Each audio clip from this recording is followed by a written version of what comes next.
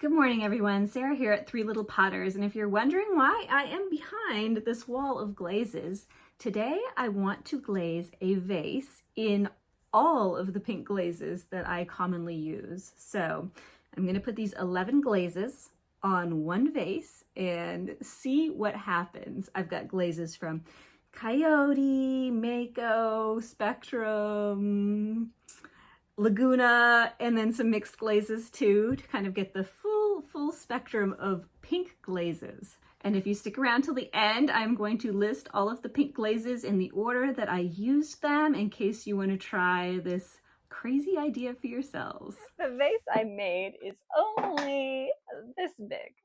So maybe if this video works out really well, in the future I will be able to make a bigger vase that we can try this out on.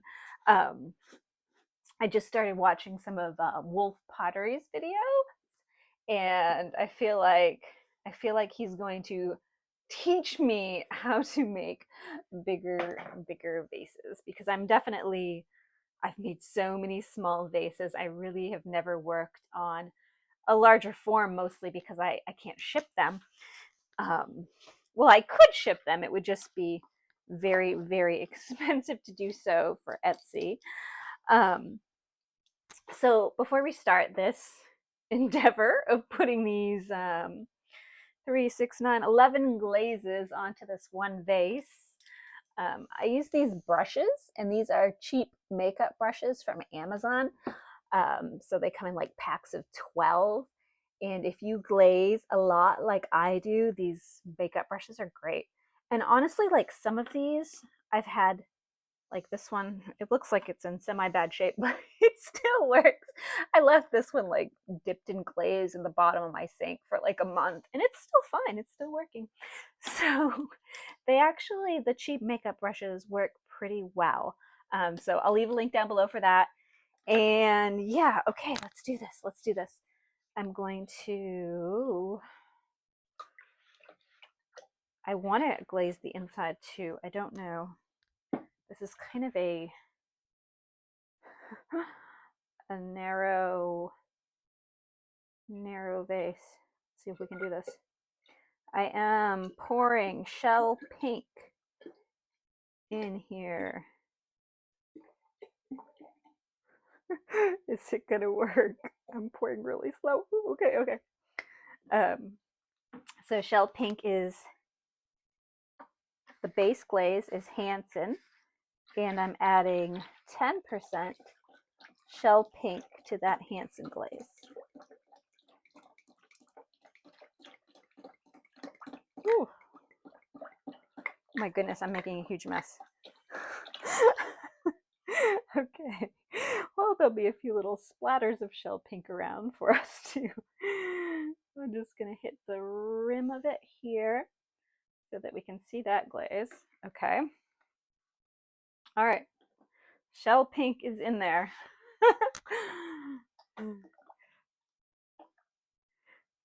So this is June pink. I almost want to dip this one, but I don't want to. I think this is, so my general idea here is that I'm going to go light to darker pink.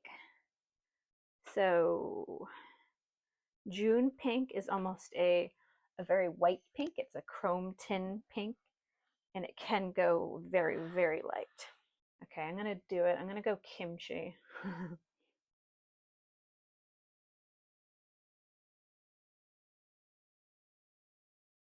Okay, kimchi. And then I guess it would be good if I let that one dry. So I'll skip rose quartz, and then I'll go to the next one down, which would be soft red.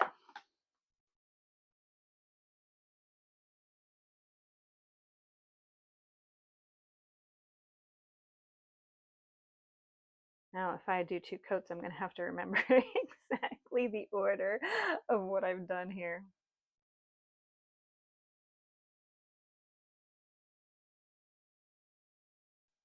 We're skipping every other one here. I'm going to go fairy rose, but I am looking at fairy rose, and it is Solid muck. Okay. Break. Fairy Rose needs some. Fairy Rose needs water. Yeah, I think a lot of the glazes in my Coyote Glaze Fantasy Sample Pack needed a little bit of stirring, or Fairy Rose is going on right here.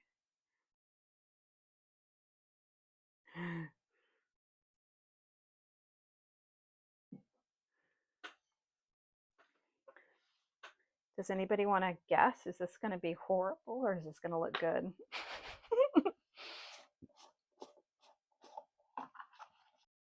I feel like I'm already getting confused. Don't get confused. Maybe I need to not put brushes in until we've actually painted it on. Okay, so I said I was going to put rose quartz here. It's like another one of these horrible memory games I've come up with for myself.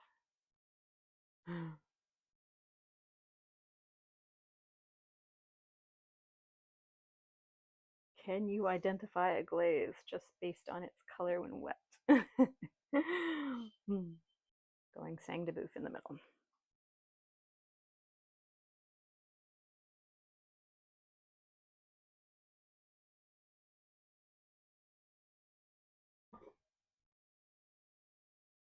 Okay. I feel like that fairy rose is going to need another coat. Okay, I think kimchi might need another coat too. I'm going to see if I can put just a little bit extra kimchi up here. Okay. Bougainvillea next.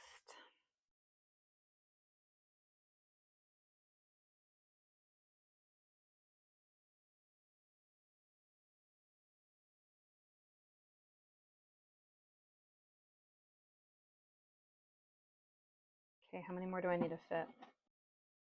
So we'll go sangria here.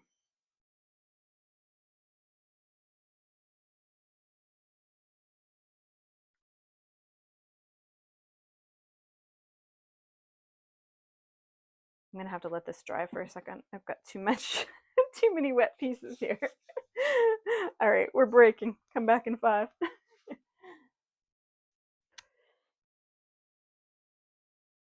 Okay, so still to go, we have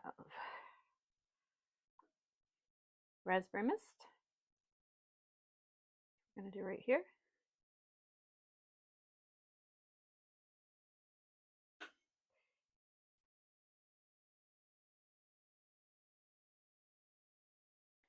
And we still need to do shallot on the bottom.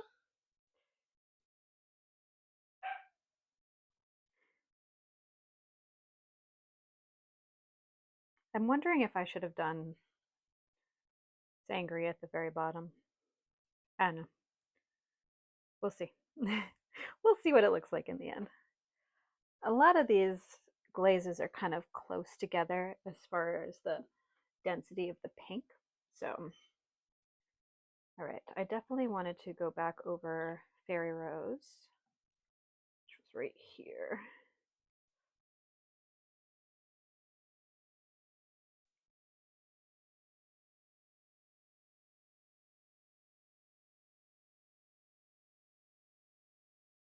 Doing 2 coats of these glazes is the tricky part. All right. There we go. All right, 2 coats of that one.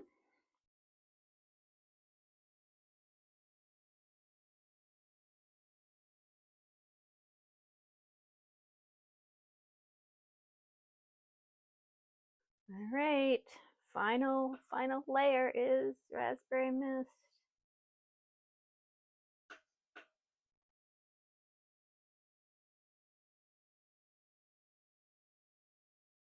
All right, that's it.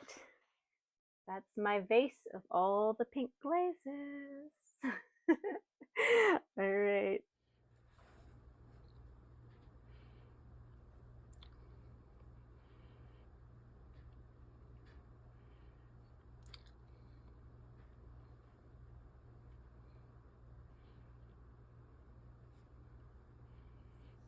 Okay, everyone, the pink vase is out of the kiln, and honestly, I thought there were going to be a lot more problems with this than there were. It came out great.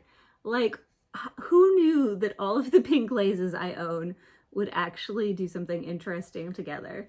I was really, really surprised. I definitely love the variation here.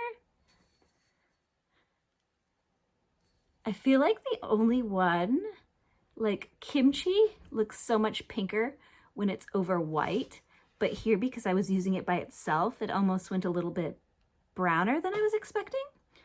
But I don't think it really detracts. I think it's fine having it up there. June pink, yeah, all of them worked really, really well together. And I think that my gradient idea worked pretty well. It definitely was, you know, wondering what to do at the end here with the raspberry mist, the shallot, and the bougainvillea kind of, and sangria, kind of figuring out what order those four should be in. But I think that it worked really, really well. I think, you know, here you can see some of that. These little marks here, I believe, are the Laguna sang de boeuf, and that really adds something interesting. And I think that this rose quartz also did some really interesting things up there, so very awesome. So yeah, all the pink glazes are a go. In any order, in any combination, apparently all the pink glazes work well together. So thank you for watching. This has been a fun project. Have a good day, guys.